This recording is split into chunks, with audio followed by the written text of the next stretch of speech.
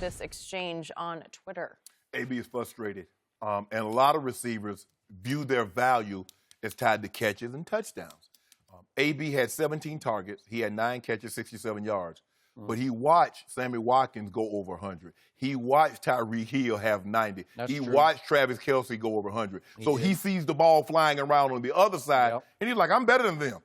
And we're throwing the ball just as much as them, but I'm not receiving the benefit. See, a lot of what the receiver does, Skip, he view his value is tied to catches and touchdowns. So he doesn't see if I get a great block and we win the game. Nah, I need catches. I need 12 for $150 and 2 tubs. We win. See what I'm talking about? And then he sees all these other receivers having these monster days. Antonio got frustrated. He let this guy goad him into it. Quarterback is also a dependent position. There's a reason why Coach Belichick took a chance on Josh Gordon. Now, he has Tom Brady. Tom Brady has played the bulk of his career without a true number 1 receiver, and he's made it work. Tom Brady hadn't had a receiver. When's the last time Tom Brady had a receiver make the Pro Bowl and win the Super Bowl? I'm not talking about Gronk, but when he had Randy Moss, Randy was going to the Pro Bowl, but they weren't winning Super Bowl. No, they should have. He had Wes Welker. Wes was going to the Pro Bowl, but they weren't winning Super Bowls. So Tom Brady's like, hey, I can make this thing work. But those guys view their value as if we win, if I run this route and somebody comes in behind me and catches the ball, I've done my job. That's a success. But you have to convince yourself that it's more. Your value is more than catching passes. Skip, you don't think I wanted to catch passes? So did Ed, so did Rod. And they worked just as hard as I was. They studied just like I did. But sometimes it wasn't meant to be. Sometimes TD was going to get 35 catches for $180, and Shannon was going to have to block. AB needs to understand that. But I don't fault AB. No, I don't know. I don't. You know what? He needs to, but he's not going to. You know why? Because Mike Tomlin let them do what they want to do on social media. I agree. So once you open that door, Skip. Once he Facebook Live, what Coach Tomlin was saying after a win, they let him go out there. This is a fraction. 2 years ago at Kansas City. That was bad, yeah. This is a fractured locker room because it is. We had a situation. Okay, this is what we're going to do with the protest. Okay, now you get one guy says, I need to see the flag. Another guy says, well, I need to see the field. And the coaching staff says, we need to go out there and stand for the anthem. After you had agreed the night before to do this all for one and one for all. And there you go. Wow. So AB doesn't want to get traded. He knows he has something special with Ben. But Ben Roethlisberger would not be making the money he's making had he still stayed in the same offense that he had under Coach Cowell, which was turning around, handing the ball to Jerome Bettis and Willie Parker. I would agree. So it goes hand in hand. It does. So, bottom line to everything you just said, okay, I'm going to remind you. Remember after the Facebook Live episode, we had Antonio on the show at Houston at the Super Bowl. Correct. And you had been very strong because you were pretty much done with him at that point, right? Yeah. And he wanted his money. Yeah. And to my surprise, if not shock, they went ahead that offseason and they gave him his money. What they give him? 4 years, $68 million. It's not huge money, but $19 million bonus, which is $19 million for him guaranteed. Right. Pretty good. Pretty good. So they went ahead and invested long-term in Antonio Brown. Correct. And to me, you know how I feel about diva wide receivers. They can be more trouble than they can be worth.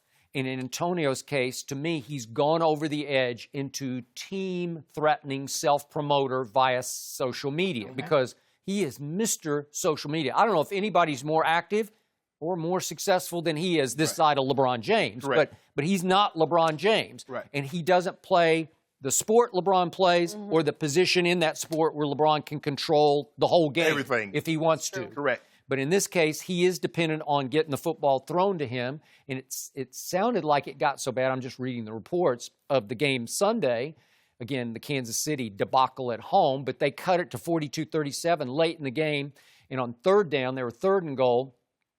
Ben flips it to Juju for a -2 yards, and he was upset. You could see him be upset with Antonio. I don't know what happened, but he didn't like what he did on the play. Right. Yep. So Antonio wasn't happy, and on 4th down, Ben ran it in from 3 yards to make it 42-37. And as the team celebrated around Roethlisberger, Antonio by himself went alone back to the bench. Well, that's just part and parcel of what's going on with this troubled football team. And don't get me started on what happened, was it 2 weeks ago, when it felt like the whole team, or at least half the team, turned on Le'Veon. There you go. A holdout superstar who just wants his money. Right. And everybody said, hell with your money, right? Have you ever, I'd never seen that before.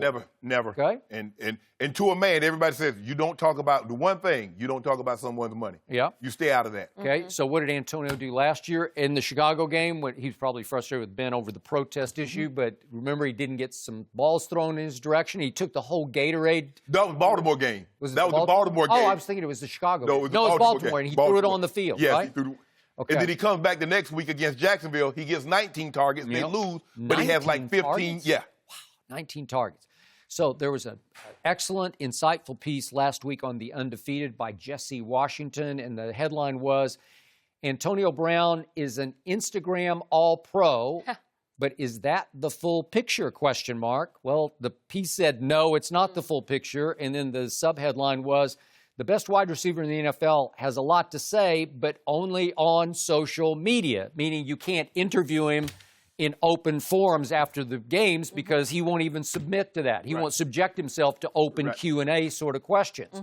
And in the piece, the writer says that he was threatened by Antonio Brown via social media, by direct message, because he dared to try to interview some people close to Antonio about what's he really like. So it got kind of ugly at the end of the piece, but I think there's a different Antonio, because he's got one of the best smiles in sports, if not the best smile. But I think there's something underneath there that's not all that pretty, and it's just another indication of how, to your point, fractured or troubled this football team is, which is why I'm still picking Cincinnati to win this division. The thing is, Skip, that you always have to be careful of is that you reward negative behavior. If a child goes to the store and they fall on the floor and they start yelling and screaming, if you give them ice cream, you give them candy, what happens every time they go to the store and you don't give them that? So Antonio was lashing out. He was doing things, and they rewarded him. They did. At first, Skip, he was like, I'm threatening to do this, and he was bucking. They gave him an extra $2 or $3 million in his contract. Last year, he did what he did, and they rewarded him. So the thing is, you have to be careful. Coach Tomlin should set parameters. Now, I'm not telling you, look, you don't have, like I said, in New England, they had some Mr. Kraft, Coach Belichick, Tom Brady. But from a locker room perspective, you don't see this. Yep. And in Pittsburgh, you're seeing this. They're too talented to be in the situation that they're in right now. But when you have a lot of bickering, and it seems to be a lot of people are jealous, or it's we. No, it ain't no we. It's the Steelers.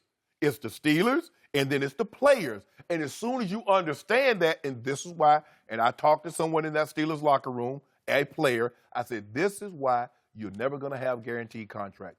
Because you can't even get along with somebody in your locker room. You give less than a D about somebody in somebody else's locker room, and the owners know that.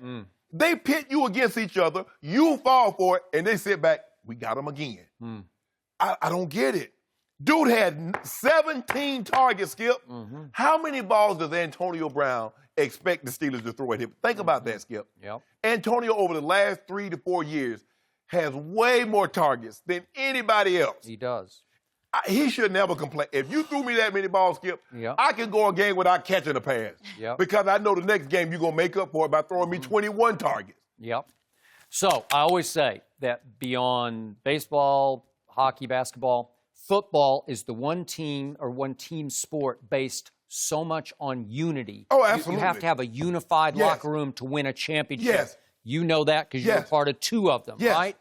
And in this case, I look at the Steelers as fractured, and I look at last year's Eagles. They united around that underdog motif. You know, that was their driving force. Yes. That was their theme of the year.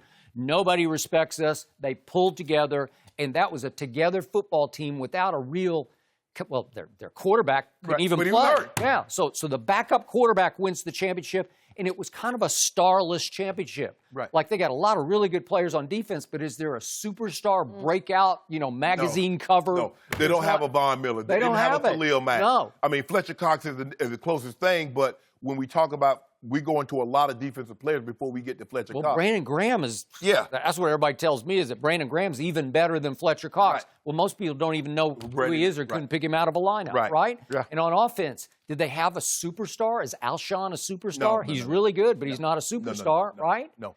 Their offensive line, collectively, you could say, is a superstar unit, but they don't have Well, the only one person you superstar. know about is Lane Johnson because he does Because all he the did talking. that, but you didn't know about it until you started talking really after the Super And then Bowl. Kelsey, right? you know about Kelsey after the Super Bowl when he got up there and gave his speech. Unity. And Antonio, to me, is becoming more and more of a solo act where it's him and the team is over here. And whatever the team's doing is irrelevant to his solo act, because he is becoming a superstar on social. He's already a superstar on social media.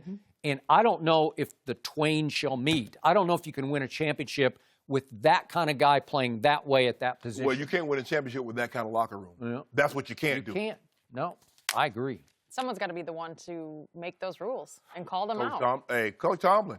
Someone's job. And the Steelers on the road, guys, against the Bucs. The surprising 2-0 Bucs Fitzmagic, Monday he night, might so get it doesn't another get any 400. easier.